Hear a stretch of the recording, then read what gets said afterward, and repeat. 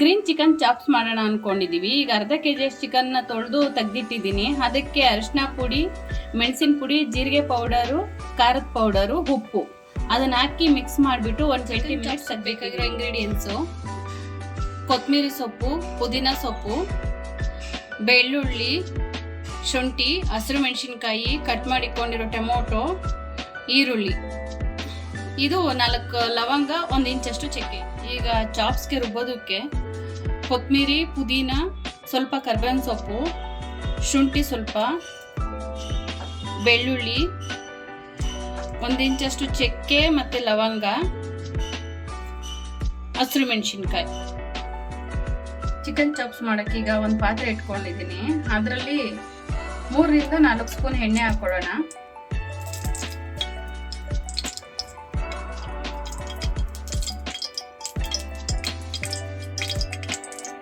ಕಾದಿದೆ. ಅದರಲ್ಲಿ ಈರುಳ್ಳಿ,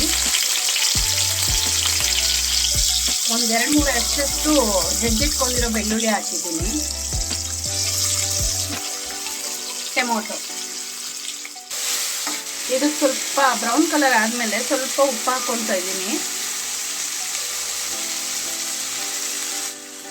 1 ಟೇಬಲ್ ಸ್ಪೂನ್ ಅಷ್ಟು ಖಾರದ ಪುಡಿ, 1-2 ಪೌಡರ್ 1 ಸ್ಪೂನ್ ಹಾಕೋತಾ ಇದ್ದೀನಿ. ಸ್ವಲ್ಪ ಅರಿಶಿನ ಪುಡಿ ಹಾಕಿದ್ದೀನಿ. ಈಗ ಆಗಲೇ ಮಿಕ್ಸ್ ಮಾಡಿ ಇಟ್ಕೊಂಡಿದ್ವಲ್ಲ ಆ ಚಿಕನ್ ಹಾಕ್ತಾ ಇದ್ದೀನಿ.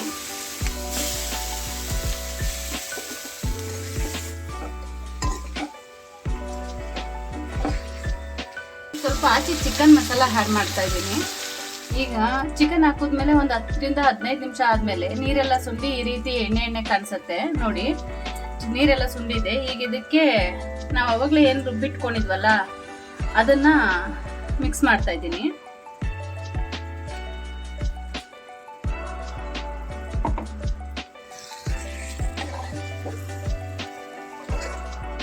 ಈಗ ಅದನ್ನೆಲ್ಲ ನಾವೇನು ರುಬ್ಕೊಂಡಿದ್ವಲ್ಲ ಅದನ್ನೆಲ್ಲ ಚೆನ್ನಾಗಿ ಮಿಕ್ಸ್ ಮಾಡ್ಕೊಂಡ್ಮೇಲೆ ಅದರಲ್ಲಿರೋ ಹಸಿ ವಾಸನೆ ಹೋಗೋವರೆಗೂ ಹಾಗೆ ಒಂದು 5 ರಿಂದ 10 ನಿಮಿಷ ಉಟ್ಕೊಳ್ಳೋಣ.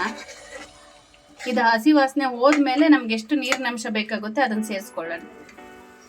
ಈಗ ನಾವೇನು ರುಬ್ಕೊಂಡಿದ್ವಲ್ಲ ಅದನ್ನೆಲ್ಲ ಹಾಕಿದ್ಮೇಲೆ ಈ ಥರ ಇದೆ. ಈಗ ನಮ್ಗೆ ಎಷ್ಟು ನೀರು ಬೇಕೋ ಅಷ್ಟು ನೀರು ಸೇರಿಸ್ಕೊಳ್ಳೋಣ. ನಮಗೆ ಎಷ್ಟು ಗಟ್ಟಿ ಬೇಕಾಗುತ್ತೋ ಆ ಗಟ್ಟಿ ಅದಕ್ಕೆ ನೀರನ್ನು ಸೇರಿಸ್ಕೊಳ್ಳೋಣ. ಇದಕ್ಕೆ ಈಗ 1 ಹೋಳಷ್ಟು ನಿಂಬೆಹಣ್ಣನ್ನು ಇಟ್ಕೋತಾ ಇದ್ದೀನಿ. ನೀರು ಎಷ್ಟು ಬೇಕೋ ಅಷ್ಟು ನೀರು ಸೇರಿಸ್ಕೊಂಡಿದ್ದೀವಿ. 10 ರಿಂದ 5 ರಿಂದ 10 ನಿಮಿಷ ಕುದ್ಮೇಲೆ ರೆಡಿ ಆಗುತ್ತೆ.